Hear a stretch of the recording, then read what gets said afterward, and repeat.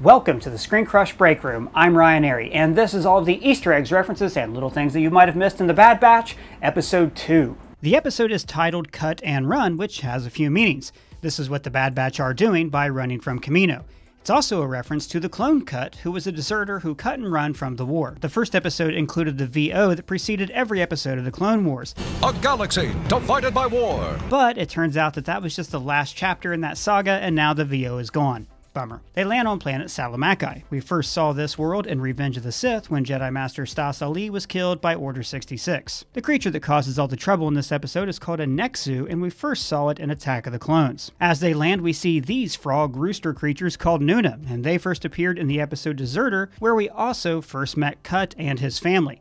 This is one of the all-time best episodes of the show that really set the series apart from the prequels. In this episode, an injured Rex is nursed back to health by Cut and his family. At first, he's alarmed that a clone could desert the war. You're a deserter. One of the prequel's major flaws was that the soldiers were anonymous killing machines. The Clone Wars series humanized them, gave them each nicknames and different personalities. A lot of that can be traced to this conversation between Rex and Cut in Season 2. I was just another expendable clone, waiting for my turn to be slaughtered in a war that made no sense to me.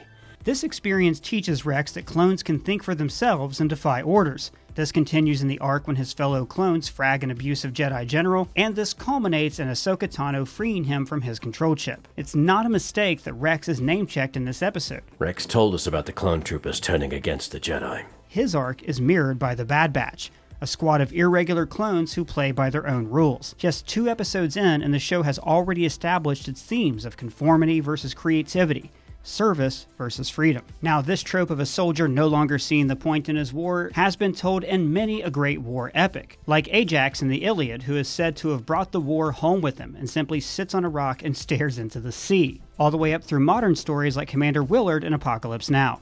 This conversation between Fives and Tech... It's ironic. Clones wanted names instead of numbers. Yet now people are signing up to be given numbers. ...expresses that the Empire is making the galaxy conform into a single, workable machine. Much like Anakin Skywalker, the galaxy is becoming more machine-like under the Emperor's influence. He's more machine now than man, twisted and evil.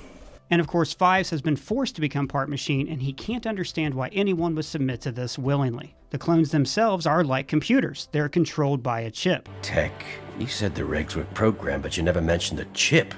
How else did you think it worked? Now, similar debates about numbers and registration were also happening in the United States in the 1930s. When Social Security numbers were introduced, many people thought it was a government plot to take away their freedom, like the federal government was offering people a bribe, Social Security, in exchange for submitting to their control. It's ingenious. You could create a database to identify anyone in the galaxy. But there's also the idea that the Bad Batch think that they're defective copies, while Cut says, The Kaminoans don't create without a purpose. You all have one, so what's hers? In our last video, I talked about my theory that Omega is a force-sensitive clone commissioned by Palpatine, and that she, like the Bad Batch, was designed and not an anomaly. Consequently, Omega removes her Kaminoan headband, symbolically saying she is no longer under their authority. The series is going to be about the Bad Batch proving their own worth to themselves, that they're not just copies, that they can exist independently of their design and mission. Disobeying orders again over a kid. Bad play, Hunter. When Omega gallops out of the ship, she frickin' loves sand. She's like the anti-Anakin. I don't like sand. It's amazing. The trap that Wrecker Springs bangs up battle droid scarecrows. As they walk into town, we see an X-34 speeder like Luke Skywalker's. Remember, this show takes place 17 years before A New Hope, when Luke's speeder was already old and obsolete. Ever since the XP-38 came out, they just aren't in demand. In the distance, we also hear an Imperial scout bike. Now let's do a Spacey's Roundup, partners. Here we go, yeehaw! This here's a Twi'lek. This hornfeller's a Godel. We got your basic Rodian, quite a few Biff, a Weequay, Gamorrean, and an Alina, like Rats Tyrell, who raced in the Boonta Eve Classic and Phantom Menace. That's like a NASCAR race in space.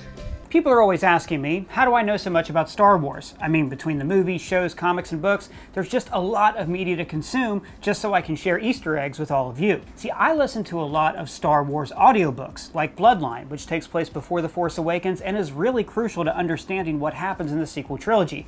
Or there's the new High Republic stories, which are awesome, and I listened to all of these on Audible, the sponsor of this week's video. Audible is offering ScreenCrush fans a chance to try Audible for 30 days for free.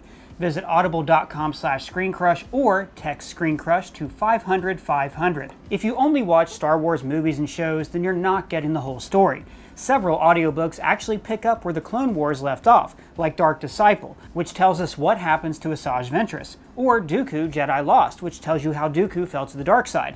And that story is actually only available as an audiobook. The novel Ahsoka, which fills in her time between Clone Wars and Rebels, is even voiced by Ashoka Tano herself, Ashley Eckstein. Her people were tribal, blood and bond, and her ability to use the Force gave her a galaxy of brethren from all species. And you can listen while you're doing other things, like flying, playing with your dog, or training to kill your dad. As an Audible member, you'll get 1 credit every month, good for any title in their premium selection. You'll also get full access to the Audible Plus catalog. It's filled with thousands and thousands of audiobooks, original entertainment, and podcasts.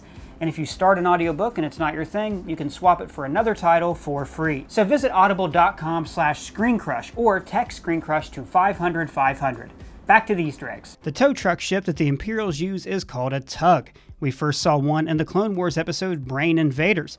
Now that episode is about slugs crawling into people's faces and mind controlling them. Yes, this is an homage to Wrath of Khan. But this is also what's happening to all the clones right now. They're being mind controlled by a tiny thing in their brain that turns them against their friends. Now notice that the fruit Cut grows is also being sold in the marketplace. That's a neat detail about the flora of this planet. The Arabesh letters on these signs read Imperial Information Station. It sure is crazy how the Empire is only like a couple of weeks old and they've already changed all the signs. It makes you think like Palpatine definitely had this planned for a while and they just had all the paint and signs and symbols stashed in a drawer. But here's a detail that you might have missed. All throughout the prequels and the Clone Wars, the Republic is represented by this symbol, the galactic roundel, representing a united galaxy. Notice it has 8 spikes. But in this show, the symbol has removed 2 spikes to become the Imperial crest that we see in the original trilogy. The Emperor wanted 2 of the spikes removed, maybe because they represented non-humans, the Jedi, or the Senate. The episode's story revolves around the squad obtaining chain codes. These were first mentioned in The Mandalorian.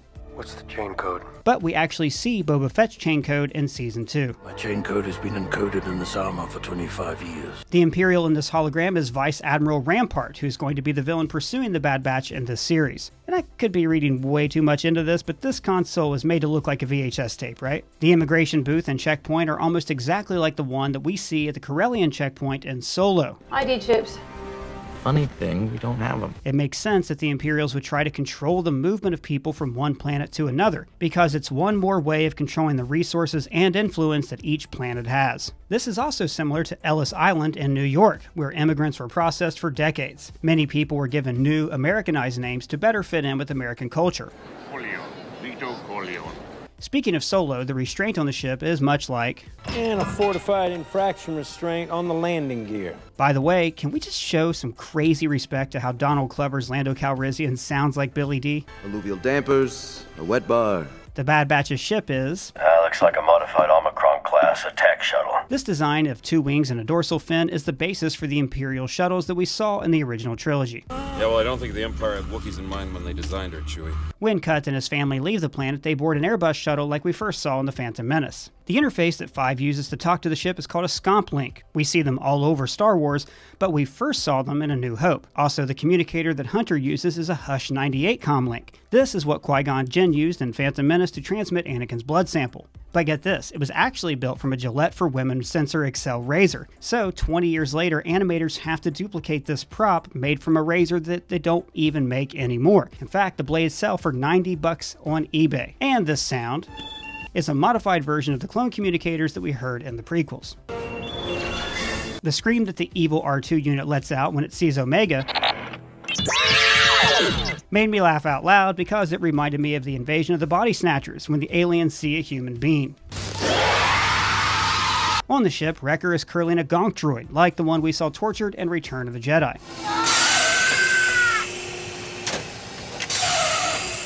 So I want to close out with a question. What do you guys think of Omega? There's a definite pattern here in Star Wars shows. Clone Wars, Rebels, Bad Batch, and The Mandalorian all introduce a precocious youngster in their first episode. And if my theory is correct, then Omega is Force sensitive like Ahsoka, Ezra, and Grogu.